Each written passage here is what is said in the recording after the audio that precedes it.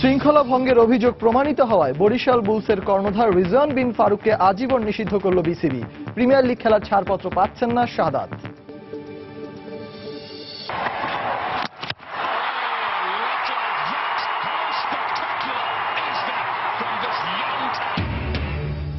IPL এ সাকিব মুস্তাফিজের দ্বৈরথে উজ্জ্বল cutter master. গম্ভীরের batting নৈপুণ্যে হায়দ্রাবাদকে 8 উইকেটে হারালো কলকাতা নাইট রাইডার্স। বাফুফে নির্বাচনের সভাপতি পদে মনোনয়নপত্র সংগ্রহ করলেন এমপি কামরুল আশরাফ। রোববার ফর্ম সংগ্রহ করবেন কাজী সালাউদ্দিন। এবং লা লিগায় গেতাফেকে 5-1 গোলে গুড়িয়ে দিল রোনালদো রিয়াল মাদ্রিদ। ইংলিশ লিগে প্রত্যাশিত জয় পেল ম্যানচেস্টার ইউনাইটেড।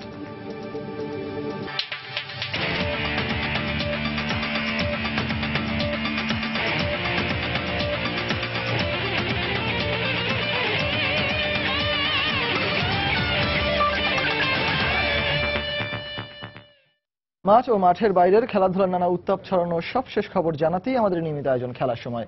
আর এই আয়োজনে আপনাদের সবাইকে স্বাগত জানাচ্ছি আমি সজল মিত্র রিচার্ড। শুরুতেই দেশের ক্রিকেট প্রসঙ্গ। শৃঙ্খলা ভঙ্গ ও মাঠে অপ্রীতিকর ঘটনা ঘটানোর অভিযোগ প্রমাণিত হওয়ায় বিপিএল এর দল বরিশাল বুলসের কর্ণধার রিজওয়ান বিন ফারুকের ক্রিকেট সংশ্লিষ্ট কর্মকাণ্ডের ওপর আজীবন নিষেধাজ্ঞা আরোপ করেছে বাংলাদেশ ক্রিকেট বোর্ড বিসিবি। এখন থেকে বিসিবি ও ক্রিকেট সংশ্লিষ্ট কোনো কর্মকাণ্ডের সাথে জড়িত থাকতে পারবেন না তিনি। বৈঠক শেষে এমন সিদ্ধান্তের কথা জানান কমিটির চেয়ারম্যান আ.জ.ম নাসির। তিনি আরও জানান, আদালত সিদ্ধান্ত না দেয়া পর্যন্ত শাহাদাত হোসেন রাজীবকে প্রিমিয়ার লিগের ছাড়পত্র দেবে না ক্রিকেট বোর্ড। শৃঙ্খলার ব্যাপারে জিরো টলারেন্স নীতিতে চলে বাংলাদেশ ক্রিকেট বোর্ড। এশিয়া কাপের ফাইনালে মারামারির ঘটনায় ক্রিকেট সংশ্লিষ্ট ব্যাপারে বরিশাল বুলস স্বত্বাধিকারী রিজওয়ান বিন ফারুকের আজীবন নিষিদ্ধ হবার সিদ্ধান্ত যেন তারই প্রমাণ। এশিয়া কাপ ফাইনালের পুরস্কার বিতরণী অনুষ্ঠানের মঞ্চের পাশে দাঁড়িয়ে আসরের সম্প্রচার স্বত্ব কেনার প্রতিষ্ঠান টোটাল স্পোর্টসের মার্কেটিং প্রধান মইনুল হক চৌধুরীর ওপর চড়াও হন রিজওয়ান। পরে বিসিবির কয়েকজন পরিচালক এসে তাকে শান্ত করেন। স্টেডিয়ামে আন্তর্জাতিক ম্যাচ চলাকালীন সময় এমন ঘটনা বিসিবির ভাবমূর্তি নষ্ট করেছে, তাই তার উপর এমন কঠোর সিদ্ধান্ত নিয়েছে বিসিবির ডিসিপ্লিনারি কমিটি। বোর্ডের ভাবমূর্তির বিষয়, দেশের ভাবমূর্তির বিষয় জড়িত, ওনাকে স্টেডিয়াম পাড়ায় আজীবনের জন্য বহিষ্কার করা হয়েছে। এটা আর উনি এখানে কোনো ফ্র্যাঞ্চাইজির সাথে কোনোভাবে এটা থাকতে পারবেন না, এবং ক্রিকেট বোর্ড সংযুক্ত কোনো ক্লাবের সাথে কোনো কর্মকাণ্ডের সাথে উনি আর থাকতে পারবেন না। এদিকে শিশু গৃহকর্মী নির্যাতন মামলার নিষ্পত্তি না হয় ঢাকা প্রিমিয়ার লিগ খেলা হচ্ছে না পেসার শাহাদাত হোসেন রাজীবের। ঢাকা প্রিমিয়ার লিগের প্লেয়ার্স ড্রাফটে ছিল না রাজীবের নাম। পরবর্তীতে তাকে দলে ভিড়িয়েছিল মোহামেডান। সাদা কালোর ডেরায় একাডেমিতে অনুশীলনও করেছেন রাজীব। তবে আদালত থেকে তার ব্যাপারে সুস্পষ্ট কোনো সিদ্ধান্ত না এলে এই পেসারকে খেলার অনুমতি দেবে না বিসিবি। কিন্তু এটা একটা বিচারাধীন মামলায় অভিযুক্ত, সেই কারণে আসলে আমরা এটা কোনো বিবেচনা করতে পারছি না। কারণ কোর্ট যদি সুস্পষ্টভাবে কোনো সিদ্ধান্ত দিত, ঠিক আছে, বা ওনার যে সমস্ত সমঝোতাটা গ্রহণ করতো, তাহলে আমরা এটা বিবেচনা করার সুযোগ ছিল। এদিকে বিসিবির প্রধান ম্যাচ রেফারি রকিবুল হাসান আচরণবিধি ভেঙে সংবাদ মাধ্যমে সাক্ষাৎকার দেয় তাকে স্বীয় পদ থেকে সাময়িকভাবে বহিষ্কার করে বিসিবি। তবে রকিবুল হাসান ক্ষমা চাওয়ায় তার উপর থেকে বহিষ্কারাদেশ প্রত্যাহার করে নিয়েছে ক্রিকেট বোর্ড। এটার জন্য উনি পুরোপুরিভাবে অনুতপ্ত। নাসির সুলতান, সময় সংবাদ, ঢাকা। ঢাকা প্রিমিয়ার ক্রিকেট লিগের খবর। দল গঠনের শতভাগ সন্তুষ্ট না হলেও এবারে আসরে ইতিবাচক ফলাফল করতে আশাবাদী ঐতিহ্যবাহী ক্লাব মোহামেডান। সেই সাথে ব্যাটিং ও স্পিন শক্তির সাথে সামঞ্জস্যপূর্ণ বিদেশি অলরাউন্ডার দলে ফেরানোর চেষ্টা হচ্ছে বলে জানান দলটির কোচ সোহেল ইসলাম। এদিকে প্রিমিয়ার লিগে নিজেদের সেরা খেলাটা দিয়ে দলের প্রত্যাশা পূরণে অবদান রাখতে চান মোহামেডানের ব্যাটসম্যান নাঈম ইসলাম। ঢাকার ঐতিহ্যবাহী ক্লাব মোহামেডান প্রিমিয়ার ক্রিকেট লিগের শিরোপা ঘরে তুলেছে 9 বার। তবে এই পরিসংখ্যানের বাইরে একসময় ঢাকার ক্রিকেট পাড়ায় দাপটের সাথে রাজত্ব করলেও বর্তমানে ক্লাবটির নেই সেই পুরনো জৌলুস। কারণ হিসেবে বারবার অর্থ সংকটের কথা শোনা গেছে ক্লাবের পক্ষ থেকে। বছর ঘুরে আবারও শুরু হচ্ছে নতুন লিগ। প্রস্তুতি মঞ্চে পুরো মোহামেডান। দলে আছেন আইকন ক্রিকেটার মুশফিকুর রহিম। পুরনোদের মধ্যে আছেন অভিজ্ঞ নাঈম ইসলাম ও আরিফুল হক। আরও আছেন কাটার মাস্টার মুস্তাফিজ। যদিও আইপিএল এর কারণে দলের সাথে নেই তিনি, তবে সুপার লিগে উঠতে পারলে দলের সাথে যোগ দিতে পারবেন এই পেসার। সেই সাথে অভিজ্ঞ এনামুল হক জুনিয়র ও পেসার নাজমুল হোসেনের সাথে দলে আছেন এক ঝাঁক তরুণ। তাদের নিয়ে বেশ আশাবাদী মোহামেডানের কোচ। আপনারা জানেন যে এবার নিলামের মাধ্যমে টিমটা হয়েছে, তো একটু এদিক ওদিক টিম একদম মনের মতন টিম হয় না, একটু ল্যাকিংস তো থাকে দু এক জায়গায়। তো আমার কাছে মনে হয় যে আমাদের স্পিন বোলিং এবং ব্যাটিং ডিপার্টমেন্টটা ভালো। সেই পাশাপাশি যদি আমাদের পেস বোলাররা ভালো করতে পারে তাহলে মনে হয় যে আমরা ভালো কিছু আশা করতে পারি। অলরাউন্ডার হিসেবে আমরা টপ অর্ডারে ব্যাটিং করে এরকম একটা রিক্রুট হলে আমাদের জন্য ভালো হয়, টিমটা ব্যালেন্স আরো বেশি ভালো ভারসাম্য হয়। এদিকে দলগতভাবে পারফর্ম করতে পারলে এবারের আসরে ভালো ফলাফল করা সম্ভব বলে মনে করেন মোহামেডানের ব্যাটসম্যান নাঈম ইসলাম। সেই সাথে তিনি জানিয়েছেন তার ব্যক্তিগত লক্ষ্যের কথা। সবার উপরে আমাদের ভরসা আছে, কারণ প্রত্যেকদিন তো আর সবাই মুশফিক খেলে দিবেন আমাদের পরে, বা প্রত্যেকদিন আমাদের জন্য ইজাজ বা পার্টিকুলার কোনো প্লেয়ার খেলবে না। আমরা যদি অ্যাজ এ টিম হিসেবে খেলতে পারি আমাদের জন্য ভালো হবে। ন্যাশনাল টিমে আসলে বাইরে কোনো প্লেয়ারের জন্য থাকতে ভালো কারোই ভালো লাগে না, সবাই চায় ন্যাশনাল টিমে আবার কাম ব্যাক করতে, কিন্তু আমাদের ডোমেস্টিক যে লিগগুলো হচ্ছে এগুলো হচ্ছে আমাদের কাম ব্যাক করার জন্য মানে মেইন স্টেজ। তো এখানে আসলে চাইলেও আমরা কাম ব্যাক করতে পারবো না, আমার হাতে শুধু পারফরমেন্স আছে, আমি যদি পারফর্ম করে যাই তারপরে সবকিছু হচ্ছে যারা টিম সিলেক্ট করে তাদের উপরে। সবকিছু ঠিক থাকলে 22 এপ্রিল মাঠে গড়ানোর কথা রয়েছে ঢাকা প্রিমিয়ার ক্রিকেট লিগ। কিছু শিখবে এইভাবে। মাহফুজুল ইসলাম, সময় সংবাদ, ঢাকা। দেখছেন খেলার সময়। শান্তি আনতে লাইফটাই কিনলাম নতুন সিমটা, কিন্তু সকালে এক করলে সন্ধ্যায় আরেকটা, মেয়াদের যা চরম হাতে ফেলে বোনাসটা। নিলে নতুন কানেকশন, দিও শান্তি দেয় না, শান্তি শুধু এয়ারটেলে, কোনো প্যারা দেয় না, শান্তি শুধু এয়ারটেলে। কথা আর ইন্টারনেটের বেস্ট অফারে শান্তি শুধুমাত্র এয়ারটেল নতুন প্রিপেড কানেকশনে। এয়ারটেল, দেশের সেরা স্মার্টফোন নেটওয়ার্ক। এবার ইন্ডিয়ান প্রিমিয়ার লিগ আইপিএল এর খবর। দ্বিতীয় জয় পেল কলকাতা নাইট রাইডার্স। সানরাইজার্স হায়দ্রাবাদকে 8 উইকেটে হারিয়েছে কলকাতা। আগে ব্যাট করে 7 উইকেটে 142 রান করে সানরাইজার্স। জবাবে অধিনায়ক গৌতম গম্ভীরের ব্যাটিং নৈপুণ্যে 8 উইকেটের দারুণ জয় তুলে নেয় কলকাতা। বাংলাদেশের ক্রিকেট ভক্তদের মাঝে এই ম্যাচটি ছড়ায় বাড়তি আকর্ষণ, কেননা এই ম্যাচের মধ্য দিয়ে প্রথমবারের মতো মুখোমুখি হন বাংলাদেশের ক্রিকেটের দুই প্রতিনিধি সাকিব ও মুস্তাফিজ। হায়দ্রাবাদের রাজীব গান্ধী আন্তর্জাতিক স্টেডিয়ামে ব্যাটিংয়ে নেমে কলকাতার বোলারদের তোপের মুখে ব্যাটিং বিপর্যয়ে পড়ে স্বাগতিকরা। ধীর গতির ব্যাটিংয়ে দলীয় 50 রানেই টপ অর্ডারের 4 ব্যাটসম্যানকে হারায় তারা। তবে মর্গান ও ওঝার 67 রানের জুটিতে সে বিপর্যয় সামাল দেয় হায়দ্রাবাদ। ওঝার 37 ও মর্গানের 51 রানের ইনিংসে ভর করে 142 রানের সংগ্রহ পায় হায়দ্রাবাদ। এবারের আসরে নিজের প্রথম ম্যাচে 3 ওভার বল করে 18 রান দিয়ে উইকেট শূন্য থেকেছেন সাকিব। জবাব দিতে নেমে আধিপত্য বিস্তার করে খেলতে থাকেন কলকাতার দুই ব্যাটসম্যান গৌতম গম্ভীর ও রবিন উথাপ্পা। উদ্বোধনী জুটিতে আসে 92 রান। তবে এক প্রান্তে 38 রানে উথাপ্পা আউট হলেও 50 তুলে নেন গম্ভীর। এরপর মুস্তাফিজের দুর্দান্ত ইয়র্কারে সাজঘরে ফেরেন আন্দ্রে রাসেল। তবে গম্ভীরের 90 রানের অনবদ্য ইনিংসে জয়ের বন্দরে পৌঁছায় সাকিবের কলকাতা।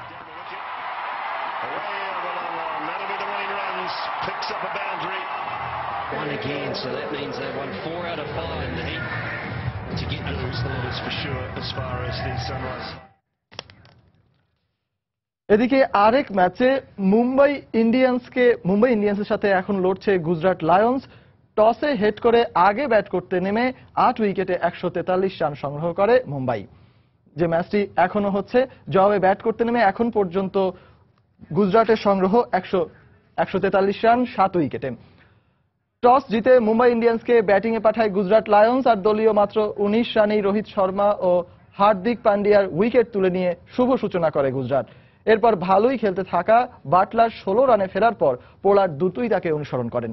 নিয়মিত বিরতিতে উইকেট হাতে থাকলেও প্যাটেলের 34, রাইডু ও কুনাল পান্ডিয়ার 20 ও সাউদির 25 রানে ভর করে 143 রানের লড়াকু সংগ্রহ পায় মুম্বাই। জবে ব্যাট করতে নেমে দলীয় মাত্র 12 রানে ব্যক্তিগত 6 রান করে সাজঘরে ফেরেন ব্রেন্ডন ম্যাককালাম।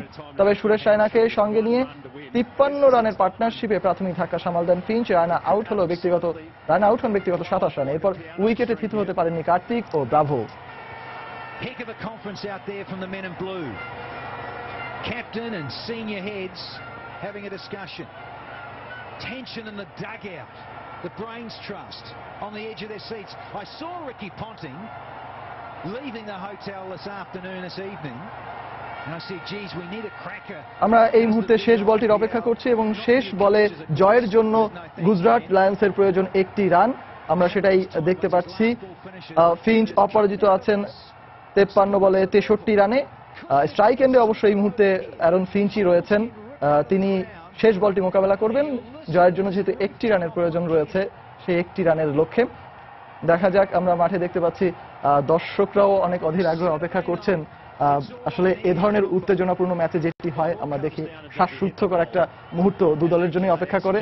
আমরা দেখতে পাচ্ছি এই মুহূর্তে বুমরাকে, তিনি অবশ্য বোলিং এন্ডে আছেন মুম্বাই ইন্ডিয়ান্সের পক্ষে। শেষ ওভারটি তিনি করছেন এবং শেষ ওভারের শেষ বলটি তিনি করছেন। দেখা যাক শেষ মুহূর্তে কি হয়। একটি রানের প্রয়োজন, বল করলেন এবং সেই ক্ষেত্রে পুল করে দিয়ে অ্যারন ফিঞ্চ কিন্তু জয় তুলে নিলেন গুজরাট লায়ন্সের পক্ষে। অসাধারণ একটি ম্যাচ আমরা দেখলাম, অনেক হাড্ডাহাড্ডি লড়াই। গুজরাট লায়ন্স এক্ষেত্রে 3 উইকেটের জয় পেল। Kankani says it all, and they get home in the end very comfortably by 3 wickets off the last ball. Well, hello. দর্শক, আমরা মুম্বাই ইন্ডিয়ান্স এবং গুজরাট লায়ন্সের মধ্যকার শ্বাসরুদ্ধকর একটি ম্যাচ দেখছিলাম, যে ম্যাচে কিন্তু 3 উইকেটে গুজরাট লায়ন্স মুম্বাই ইন্ডিয়ান্সকে পরাজিত করল। চলে যাচ্ছি পরের খবরে। পাকিস্তানের সাবেক অধিনায়ক ইনজামামুল হককে প্রধান নির্বাচকের দায়িত্ব দিতে চায় পাকিস্তান ক্রিকেট বোর্ড। তবে এই দায়িত্ব গ্রহণের আগে আরও কিছুদিন সময় নিতে চান আফগান কোচ ইনজামাম। সম্প্রতি পিসিবি চেয়ারম্যান শাহরিয়ার খান তার বাসভবনে ডেকে পাঠান ইনজামামুলকে। সেখানে বৈঠকের পর ইনজিকে বোর্ডের প্রধান নির্বাচকের পদের পাশাপাশি আফগানিস্তান ক্রিকেট বোর্ডের চেয়ে বেশি বেতনের প্রস্তাব দেন পিসিবি প্রধান। তবে আফগানদের সঙ্গে ইনজামামের চলতি বছরের ডিসেম্বর পর্যন্ত চুক্তি থাকায় চূড়ান্ত সিদ্ধান্ত নেবার জন্য কিছুদিন সময় চেয়েছেন পাকিস্তানের এই সাবেক তারকা ক্রিকেটার। পিসিবির এক কর্মকর্তার বরাত দিয়ে আন্তর্জাতিক গণমাধ্যমে এই সংবাদ প্রকাশ করে তারা। আসন্ন বাফুফে নির্বাচনে ফুটবল বাঁচাও আন্দোলন কমিটির ব্যানারে সভাপতি পদে মনোনয়নপত্র সংগ্রহ করেছেন নরসিংদী 2 আসনের সংসদ সদস্য কামরুল আশরাফ খান। এর আগে ফুটবল সংশ্লিষ্ট কার্যক্রমের সাথে সম্পৃক্ত না থাকলেও সবার সহযোগিতা নিয়ে ফুটবলের উন্নয়নে কাজ করার প্রতিশ্রুতি দিয়েছেন তিনি। তবে মনোনয়নপত্র বিক্রির প্রথম দিন সালাউদ্দিনের প্যানেলের পক্ষ থেকে ফর্ম সংগ্রহ করেননি কেউই। ফুটবল বাঁচাও কমিটির পক্ষ থেকে আসন্ন বাফুফে নির্বাচনে কে হবেন কাজী সালাউদ্দিনের প্রতিদ্বন্দ্বী, গেল কয়েক সপ্তাহ ধরে এ নিয়ে বিভিন্ন মহলে ছিল ব্যাপক আগ্রহ। শেষ পর্যন্ত সাংসদ কামরুল আশরাফের পক্ষে ঘোষণা এসেছে সভাপতি পদপ্রার্থীর নাম। তবে এখনো সিদ্ধান্ত হয়নি প্যানেলের বাকি সদস্যদের ব্যাপারে। ব্যক্তিগত জীবনে কামরুল আশরাফ খান বাংলাদেশ ফার্টিলাইজার অ্যাসোসিয়েশনের দক্ষ সংগঠক হিসেবে পরিচিতি পেলেও ফুটবল অভিজ্ঞতায় তিনি অনেকটাই আনাড়ি।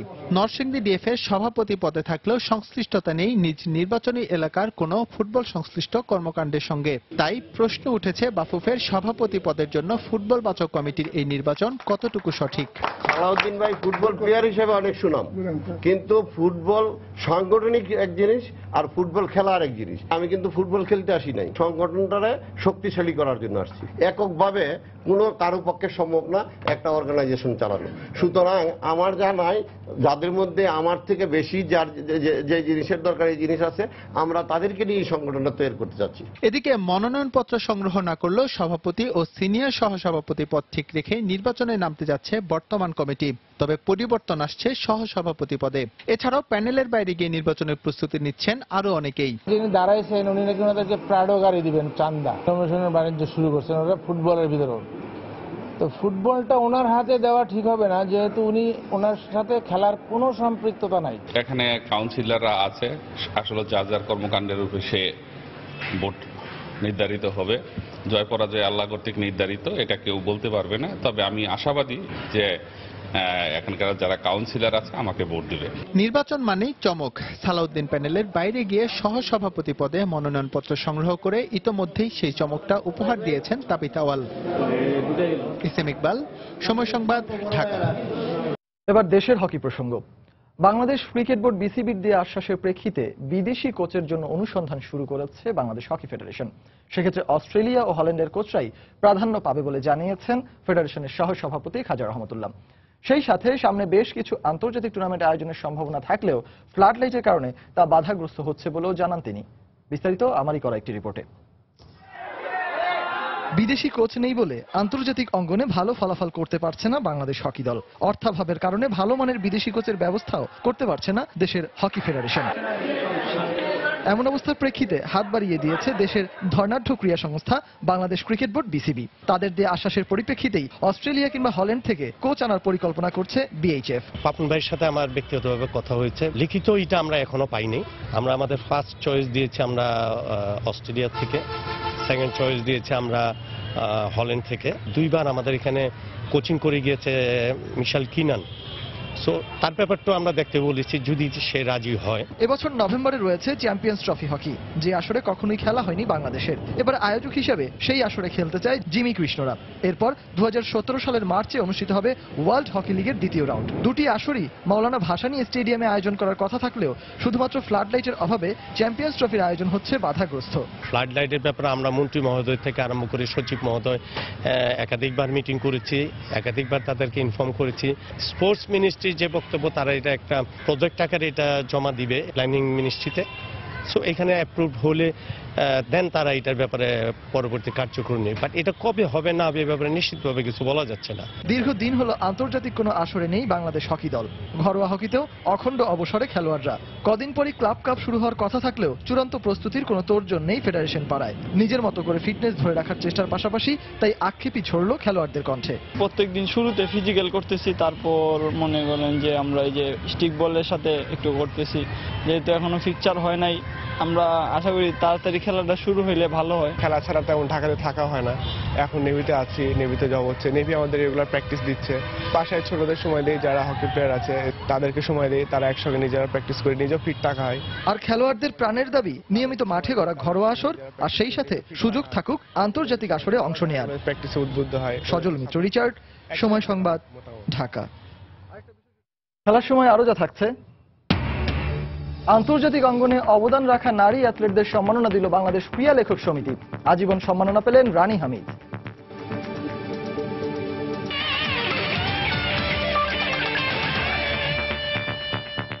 আরএফএল ওয়াটার পাম্প, পানি দেবে টেনশন নয়। প্রতিদিন পড়ালেখার চাপে হাঁসফাঁস অবস্থা শিশু কিশোরদের, নেই পর্যাপ্ত খেলার মাঠ।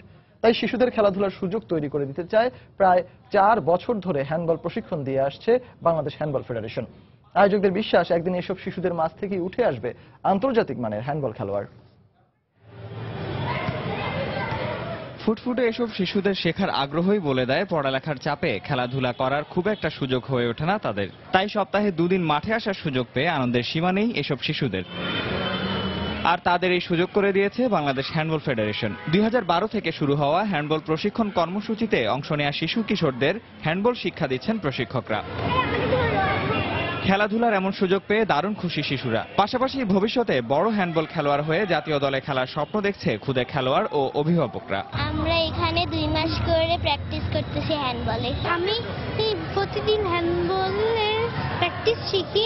আমাদের সামনে একটা টুর্নামেন্ট আছে। আমার হ্যান্ডবল খেলতে ভালো লাগে। আমি সামনের টুর্নামেন্টের মধ্যে আবার ভালো মতো খেলবো। পড়াশোনার প্রেশারের মাধ্যমে ওরা আসলে স্কুলে খেলাধুলার সুযোগটা পাচ্ছে না, যার কারণে আমরা স্টেডিয়ামে এসে ওদেরকে এই খেলাধুলায় অংশগ্রহণ করার জন্য খুব আগ্রহ প্রকাশ করছে। এদিকে খুদে খেলোয়াড় থেকে একদিন আন্তর্জাতিক মানের হ্যান্ডবল খেলোয়াড় উঠে আসবে এমনটাই বিশ্বাস ফেডারেশন কর্মকর্তার। সেই সাথে আরো ভিন্ন পরিকল্পনার কথাও জানায় আয়োজকরা। তাদের একান্ত আগ্রহে কিন্তু ওদের বাবা মা এই আমাদের এই এই ধরনের একাডেমিতে তারা নিয়ে আসে। তো এখানে তারা খুব উৎসুক, তারা খুব খেলতে চায়। ইভেন প্র্যাকটিস শুরু হওয়ার আগে আমাদের প্র্যাকটিস যখন শুরু, তার দেখা গেল যে অনেক সময় আধা ঘন্টা আগে তারা চলে আসে। অ্যাকচুয়ালি ওদেরকে একটু বেসিক হ্যান্ডবলটা শেখানো হচ্ছে, যেটা হচ্ছে প্রথমেই হ্যান্ডবল খেলতে যা যা লাগে। একটা সময় যখন ওরা একটু বয়স বাড়বে তখন আস্তে আস্তে ওরা খেলা শিখবে, তখন আরও বেশি আকৃষ্ট হবে হ্যান্ডবলের প্রতি। বিভিন্ন ইংলিশ মিডিয়াম এবং বাংলা মিডিয়াম মিলে 30টার মতো স্কুল পার্টিসিপেট করে, বয়েজ এবং গার্লস উভয় বিভাগে। প্রায় 30টি স্কুলের অনূর্ধ্ব 10 শিশুদের নিয়ে 30 এপ্রিল থেকে শুরু হবে জুনিয়র হ্যান্ডবল প্রতিযোগিতা। নিয়ামতুল্লাহ বাবু, সময় সংবাদ, ঢাকা। বিপুল উৎসাহ উদ্দীপনার মধ্য দিয়ে শনিবার কক্সবাজারে শেষ হলো 2 দিনব্যাপী ডিসি সাহেবের বলি খেলা। কক্সবাজার স্টেডিয়ামে লাখো দর্শকের উপস্থিতিতে 25 মিনিট লড়াইয়ে জয় পায়নি কেউই। যুগ্ম চ্যাম্পিয়ন হয়েছেন রামুর দিদার ও উখিয়ার শামসু বলি। এদিকে আয়োজক কমিটি বলছে কক্সবাজারকে বিশ্বের কাছে পরিচিতি করতে আগামীতে সমুদ্র সৈকতের বালিয়াবাড়িতে এ বলি আয়োজন করা হবে। সুজাউদ্দিন রুবেলের তথ্য ও মোহাম্মদ ফরাজের ছবি নিয়ে রিপোর্ট। বলি খেলা বৃহত্তর চট্টগ্রাম অঞ্চলের লোক ঐতিহ্যের প্রধান অনুষঙ্গ। গ্রামীণ ক্রীড়ার বৃহত্তম আসর বসেছিল কক্সবাজারের ঐতিহ্যবাহী ডিসি সাহেবের বলি খেলায়। বীরশ্রেষ্ঠ রুহুল আমিন স্টেডিয়ামে 2 দিনব্যাপী বলি খেলাকে ঘিরে লাখো মানুষের পদভারে মুখরিত স্টেডিয়াম প্রাঙ্গণ। দুর্দান্ত কৌশল আর অদম্য শক্তিতে টানটান উত্তেজনার মধ্য দিয়ে প্রতিপক্ষের পিঠ মাটিতে ছোঁয়ালেই বিজয়। প্রথা অনুযায়ী বাদ্যের তালে বিজয়ের বিশেষ নৃত্য বলি খেলাতে এনে দেয় উচ্ছ্বাস। গ্রামে গঞ্জ থেকে সব মানুষ আসে এই বলি খেলা দেখার জন্য। আসলে কক্সবাজারবাসীর জন্য বলি খেলা রাখা হচ্ছে সবচেয়ে প্রিয় খেলা। এটা আমাদের অহংকারের একটি প্রতিচ্ছবি, যে প্রতিচ্ছবি প্রতি বছর প্রতিবার বারবার দেখতে ইচ্ছে করে আমাদের। ছোটবেলা থেকে এটা দেখে আসছি এবং আমার মা বাবা ভাই বোন সবার সাথে আমি এই মাঠে এসেছি এবং আমার সন্তানরাও এই মাঠে এসছে। তো মানুষ হবে এটা আমার ধারণা ছিল না, তো আমি এনজয় করছি অনেক, আমার ভালো লাগছে অনেক। আমরা এই বয়সেও চলে আসছি খেলা উপভোগ করার জন্য। কিন্তু মজার ব্যাপার হলো দারুণ উপভোগ্য এই লড়াইয়ে জয় পায়নি কেউই।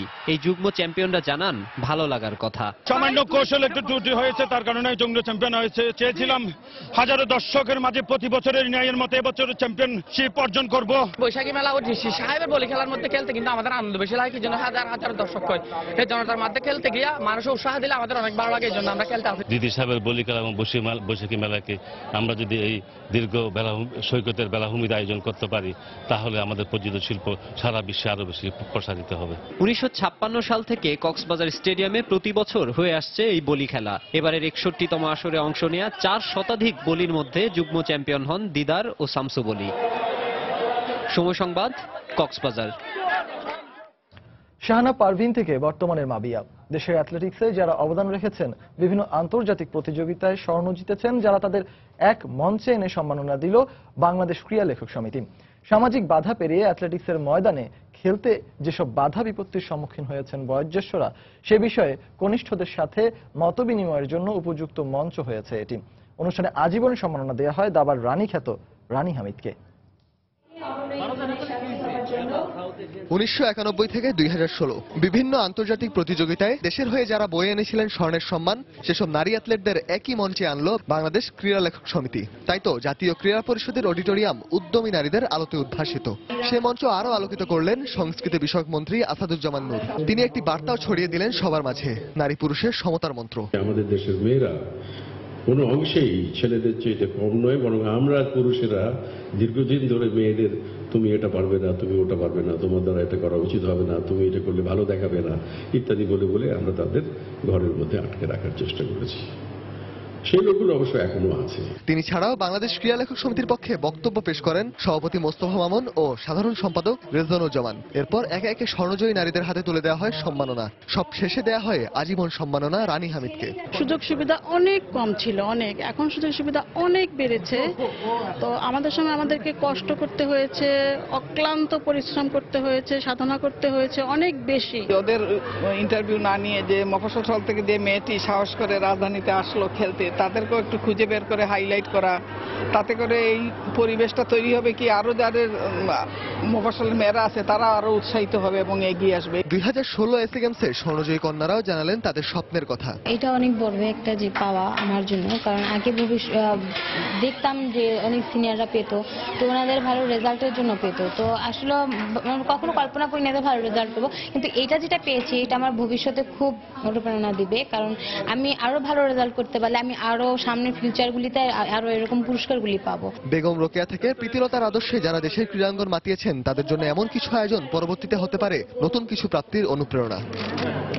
রায়হান মাসুদ, সময় সংবাদ, ঢাকা। এবার ইউরোপিয়ান ক্লাব ফুটবলের খবর। আরও একটি বড় জয় তুলে নিল স্প্যানিশ জায়ান্ট রিয়াল মাদ্রিদ। লা লিগায় গেতাফেকে 5-1 গোলে বিধ্বস্ত করে শিরোপার দৌড়ে আরও এক ধাপ এগিয়ে গেল লস ব্লাঙ্কোসরা। এদিকে ইংলিশ প্রিমিয়ার লিগে ঘরের মাঠ ওল্ড ট্রাফোর্ডে অ্যাস্টন ভিলার বিপক্ষে 1-0 গোলের কষ্টার্জিত জয় পেয়েছে ম্যানচেস্টার ইউনাইটেড। স্বপ্ন অনেকটা জাগিয়ে তুলেছে লস ব্লাঙ্কোসদের। এবার লা লিগায় গেতাফেকে হারিয়ে সে স্বপ্নের পালে আরেকটু হাওয়া দিতে মাঠে নেমেছিল রিয়াল মাদ্রিদ। গোল করে রিয়াল, বেনজেমার বাড়ানো বল প্রতিপক্ষের জালে জড়ান ইসকো। বিরতির পর ফিরে আক্রমণে আরো ধারালো হয়ে ওঠে লস ব্লাঙ্কোসরা। ম্যাচের 50 মিনিটে সেই কাঙ্ক্ষিত গোলের দেখা পেতে অনেকটা সময় অপেক্ষা করতে হয় তাদের। অবশেষে ম্যাচের 83 মিনিটে পাবলো সারাভিয়া গার্সিয়ার গোলে ব্যবধান কমায় গেতাফে। এক গোল হজম করে যেন আরো আগ্রাসী হয়ে ওঠে মাদ্রিদিস্তানরা। শেষ পেরেকটি ঠুকে দেন দলের পর্তুগিজ তারকা ক্রিশ্চিয়ানো রোনালদো, আর তাতেই পুরো 3 পয়েন্ট নিয়ে মাঠ ছাড়ে রিয়াল। এদিকে ইংলিশ প্রিমিয়ার লিগে ঘরের মাঠ ওল্ড ট্রাফোর্ডে ম্যানচেস্টার ইউনাইটেড মুখোমুখি হয় অ্যাস্টন ভিলার। ম্যাচের শুরু থেকে আক্রমণের ধার থাকলেও স্বাগতিকরা, ফলে 1-0 গোলের কষ্টার্জিত জয় নিয়ে মাঠ ছাড়ে লুই ভ্যান হলের শিষ্যরা। ফারজানা মুমু, সময় সংবাদ। এবার লা লিগার খবর। আকাশে উঠতে থাকা বার্সেলোনার হঠাৎ ছন্দপতন। চ্যাম্পিয়ন্স লিগের কোয়ার্টার ফাইনাল থেকে বিদায়ের পর লা লিগায় শিরোপার দৌড় হতে সাবধানী হচ্ছে তারা। কারণ টেবিলের দ্বিতীয় স্থানে থাকা অ্যাথলেটিকো মাদ্রিদের চেয়ে পয়েন্ট ব্যবধান মাত্র 3। তাই ব্যবধান আরও বাড়াতে ভ্যালেন্সিয়ার মুখোমুখি হবে কাতালানরা। ন্যু ক্যাম্পে ম্যাচটি শুরু হবে রোববার বাংলাদেশ সময় রাত 12:30টায়। এদিকে রাত 10:15টায় স্বাগতিক অ্যাথলেটিকো মাদ্রিদের প্রতিপক্ষ গ্রানাদা। একেই বুঝি বলে শনির দশা। টানা 39 ম্যাচ অপরাজিত থাকা বার্সেলোনা যখন ইঙ্গিত দিচ্ছিল গেল মৌসুমের পুনরাবৃত্তি, তখনই এল ক্লাসিকো হারের পর যেন ছন্দ হারায় বার্সা। লা লিগায় পুচকে রিয়াল সোসিয়েদাদের কাছে হারের পর চ্যাম্পিয়ন্স লিগ থেকে বিদায়। সবকিছু মিলিয়ে বেশ বাজে সময় পার করছে কাতালানরা। দলটির প্রাণভোমরা লিওনেল মেসিও নেই ফর্মে। গুঞ্জন রয়েছে ইনজুরি নিয়ে খেলছেন এই আর্জেন্টাইন সুপারস্টার। আর গেল কয়েক ম্যাচে নামের প্রতি সুবিচার করতে পারছেন না সুয়ারেজ ও নেইমার। এমন অবস্থায় ব্যালেন্সের মুখোমুখি হবে স্বাগতিক কাতালানরা। মরার উপর খাড়ার ঘা, আড্ডা তুরানের নিষেধাজ্ঞা কিংবা রামিরেজ ও জেরেমি ম্যাথিউর ইনজুরি। তবে রাফিনহা ও সার্জিও রবার্তোর দলে ফেরা স্বস্তি দেবে বর্তমান চ্যাম্পিয়নদের। আর সেই পালে হাওয়া দেবে দ্য ব্যাটসদের বিপক্ষে গেল 17 দেখায় 16 বার অপরাজিত থাকার পরিসংখ্যান। বিপাকে থাকা বার্সাকে কুপকাত করে চ্যাম্পিয়ন্স লিগে 7-0 গোলের হারের প্রতিশোধ নিতে মরিয়া সফরকারী ভ্যালেন্সিয়া। তবে ক্যান্সেলো ও চেরিশিফের ইনজুরি কঠিন করে তুলেছে সফরকারীদের জয়ের পথ।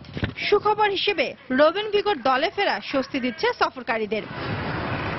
অন্যদিকে বার্সেলোনাকে চ্যাম্পিয়ন্স লিগের কোয়ার্টার ফাইনাল থেকে বিদায় করার পর এখন লা লিগার শিরোপার স্বপ্ন দেখতে শুরু করেছে অ্যাথলেটিকো মাদ্রিদ। লা লিগার শেষ ম্যাচগুলোতে বর্তমান চ্যাম্পিয়নদের কয়েকটি হোঁচট পূরণ করবে রিয়াল মাদ্রিদ কিংবা রোজি ব্লাঙ্কোসদের শিরোপা জয়ের স্বপ্ন। সে লক্ষ্যে রেলিগেশন অঞ্চলে থাকা গ্রানাডার মুখোমুখি হবে স্বাগতিক অ্যাথলেটিকো মাদ্রিদ। ইনজুরিমুক্ত সেরা একাদশের সাথে গ্রানাডার বিপক্ষে গেল 14 দেখায় অপরাজিত থাকার রেকর্ড স্বস্তি দেবে সিমিওনিকে।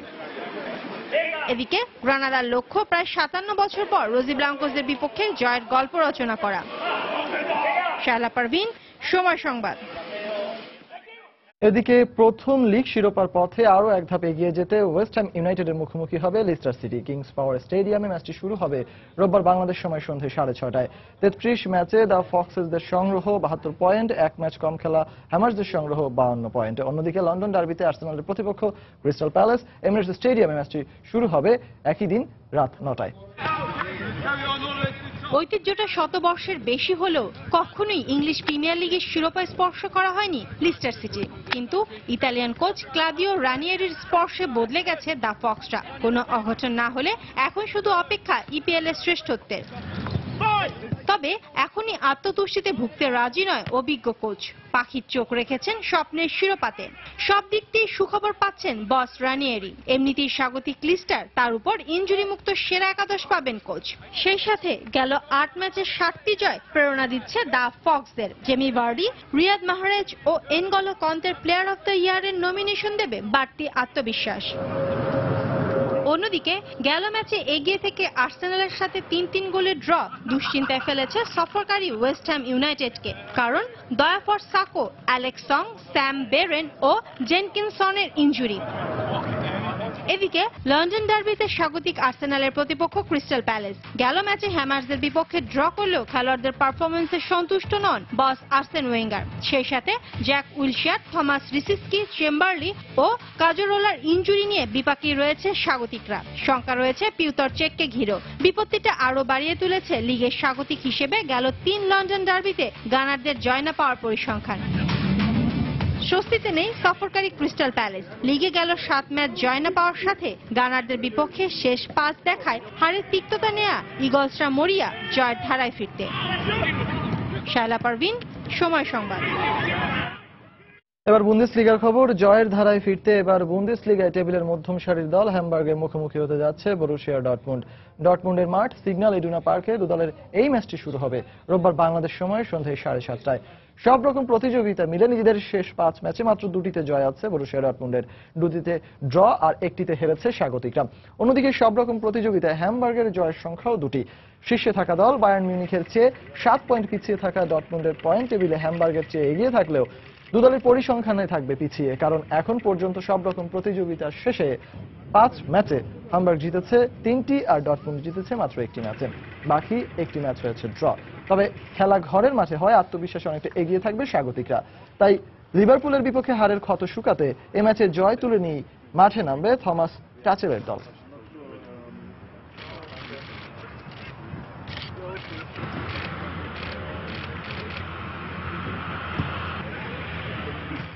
টেনিসের খবর, সুইস তারকা রজার ফেদেরারকে হারিয়ে মন্টে কার্লো ওপেনের সেমিফাইনাল নিশ্চিত করলেন ফ্রান্সের টেনিস খেলোয়াড় জো উইলফ্রেড সোঙ্গা। তীব্র প্রতিদ্বন্দ্বিতার পর সোঙ্গার কাছে হেরে আসরের কোয়ার্টার ফাইনাল থেকে বিদায় নিলেন ফেদেরার। অস্ত্রোপচারের কারণে 10 সপ্তাহের বিরতির পর এ সপ্তাহেই টেনিস কোর্টে ফেরেন 17টি গ্র্যান্ড স্ল্যাম জয়ী ফেদেরার। শীর্ষ 4-এ ওঠার লড়াইয়ে কোয়ার্টার ফাইনালে আসরে 8ম বাছাই সোঙ্গার মুখোমুখি হন তিনি। শুরু থেকে ভালো খেলে প্রথম সেটে সোঙ্গাকে 6-3 গেমে হারিয়ে নিজের আধিপত্য ধরে রাখেন এই সুইস তারকা। তবে পরের 2 সেটে ফরাসি তারকা সোঙ্গার সঙ্গে আর পেরে উঠতে পারেননি ফেদেরার। প্রতিপক্ষকে 6-2 ও 7-5 গেমে হারিয়ে নাদাল ও অ্যান্ডি মারের সঙ্গে শীর্ষ 4-এ জায়গা করে নেন লোকাল ফেভারিট সোঙ্গা। রংপুর জেলা ক্রীড়া সংস্থা নির্বাচনে জয়ী হয়েছেন রাজু আনারুল প্যানেল। অন্যদিকে মন্টু দেলোয়ার প্যানেল থেকে কোষাধ্যক্ষ নির্বাচিত হয়েছেন আব্দুল মজিদ হিরু। শনিবার সকাল থেকে উৎসাহ উদ্দীপনা আর উৎসবমুখর পরিবেশের মধ্য দিয়ে রংপুর জেলা ক্রীড়া সংস্থার 4র্থ বার্ষিক নির্বাচন শুরু হয়। সকাল 8টায় ভোট গ্রহণ শুরু হয়ে চলে বিকেল 4টা পর্যন্ত। ভোট গণনা শেষে বিকেলে ফলাফল ঘোষণা করেন স্থানীয় নির্বাচন কমিশনার। সংস্থার 13টি পদে মোট 118 জন ভোটার শান্তিপূর্ণ পরিবেশে তাদের ভোটাধিকার প্রয়োগ করেন।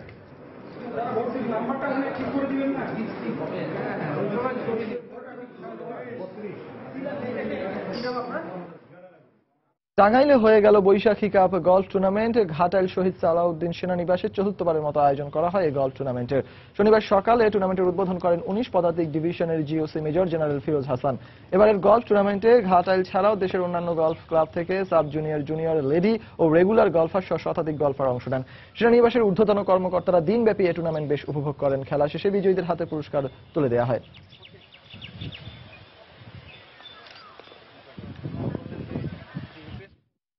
পাবনার মাহমুদপুরে হয়ে গেল গ্রাম বাংলার ঐতিহ্যবাহী ঘোড়দৌড় প্রতিযোগিতা। প্রতিযোগিতায় অংশ নেয় রাজশাহী, সিরাজগঞ্জ, নাটোর, বগুড়া, মেহেরপুর, কুষ্টিয়া সহ বিভিন্ন জেলার প্রতিযোগীরা।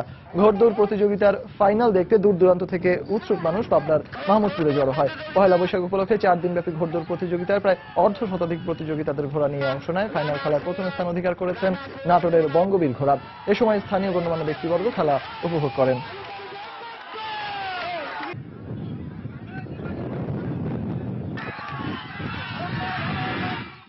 খেলার সময়ের শীর্ষ সংবাদগুলো জানিয়ে দিচ্ছি আরেকবার। শৃঙ্খলা ভঙ্গের অভিযোগ প্রমাণিত হওয়ায় বরিশাল বুলসের কর্ণধার রিজওয়ান বিন ফারুককে আজীবন নিষিদ্ধ করল বিসিবি। প্রিমিয়ার লিগ খেলার ছাড়পত্র পাচ্ছেন না শাহাদাত।